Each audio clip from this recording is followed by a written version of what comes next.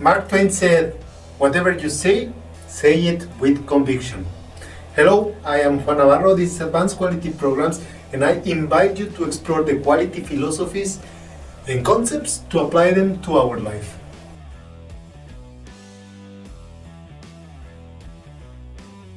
Self-confidence is the feeling of assurance in our own abilities, qualities, and judgment. For the field of psychology, self-confidence is defined as the belief that one is capable of successfully satisfying the demands of one task. Some of the books of the same field suggest that self-confidence is important for our mental health and to our well-being. Self-confidence can be the reference to a sense of security in our abilities to control the conditions or the situations in which we find ourselves. Self-confidence can help us to succeed in our personal and professional life because self-trust often plays a decisive role in our motivation to pursue our goals, objectives, and desires. Several studies in the athletes connect the highest levels of confidence with athletes that have the big motivation to practice the sport of their choice. For everyday people, fortunately, there are many practices that can help us to develop self-confidence. The following habits can help us to significantly improve our self-confidence. The first habit is to taking care of our mind and body. When we practice self-care, we know that we are doing something positive for our minds, bodies, and spirits, and as a consequence, we feel more confident. And this first habit can be divided into 4 different ones. The eating habits are the healthy eating that comes with many benefits, including the increased levels of energy and motivation. The exercising habits, where studies consequently show that physical exercise boosts our self-confidence by adding strength to our bodies. Sleeping habits are another one part of this one, and good quality sleep is always connected to positive personality behaviors such as enthusiasm and vitality. And finally, the mindfulness. Meditation, for example, teaches us to stop negative self-talk and disconnect from useless mental talks that interfere with our confidence.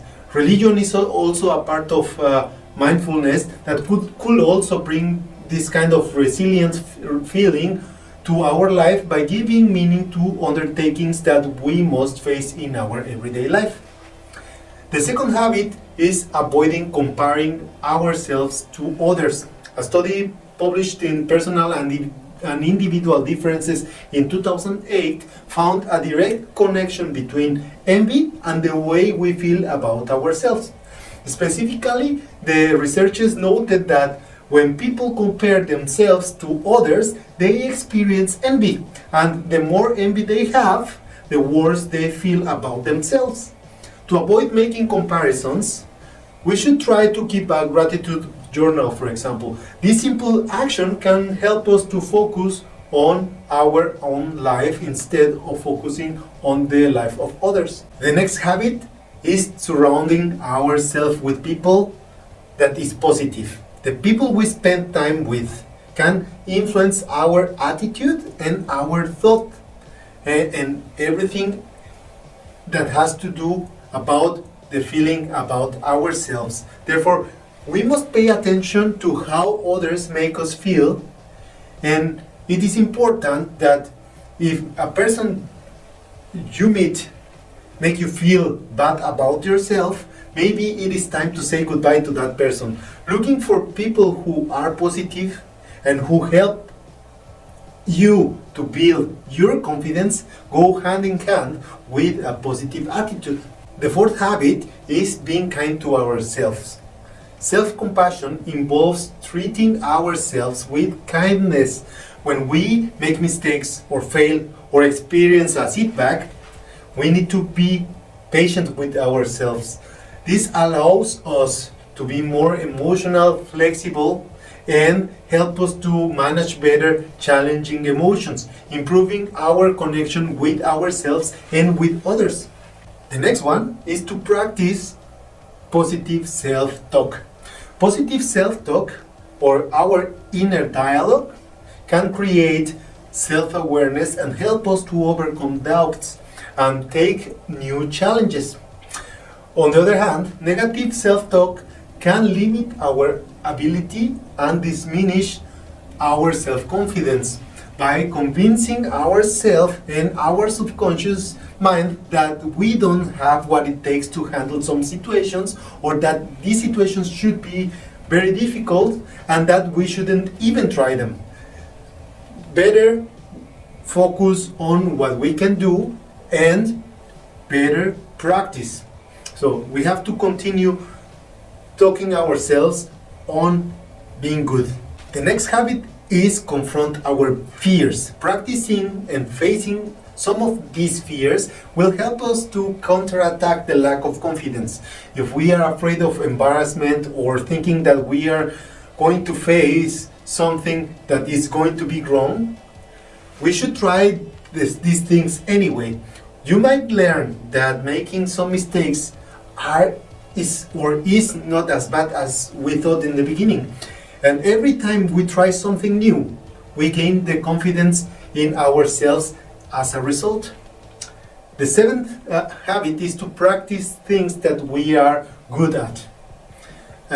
What happens when we do good things, or when we do things and the result is good, our self-confidence begins to grow, and our strengths are emphasized. This will help us to improve our self-image.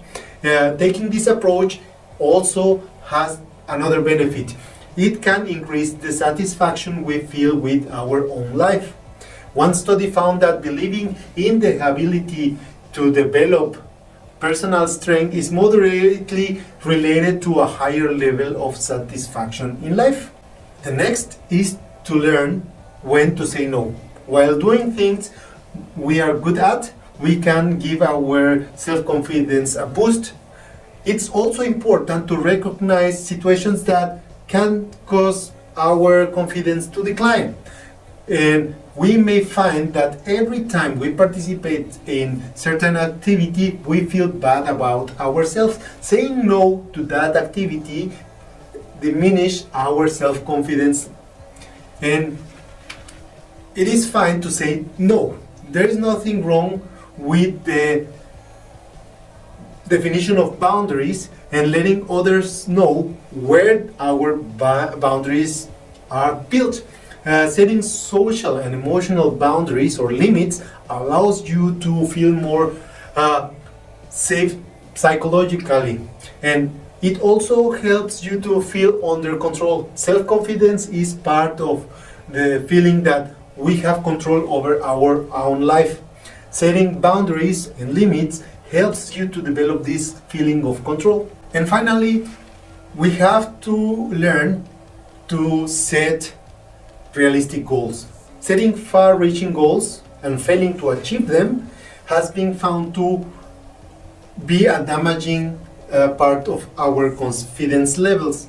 On the other hand, setting realistic goals that are achievable will give our confidence a boost. So the trick is not to avoid having big goals, but we have to learn to manage them. The more goals we achieve, the bigger or the greater our confidence will grow. And it is good to have ambitious goals, but it is always better to break them down into small goals that are achievable, that will help us in the long run to achieve the big goal.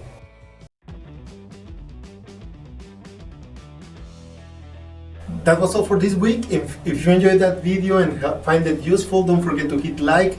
I will appreciate all of your comments and your subscription to the channel. And I leave you with a quote from Nelson Mandela. Live life as if no one is watching, and express yourself as if everyone is listening. Don't forget to hit the bell and see you next week.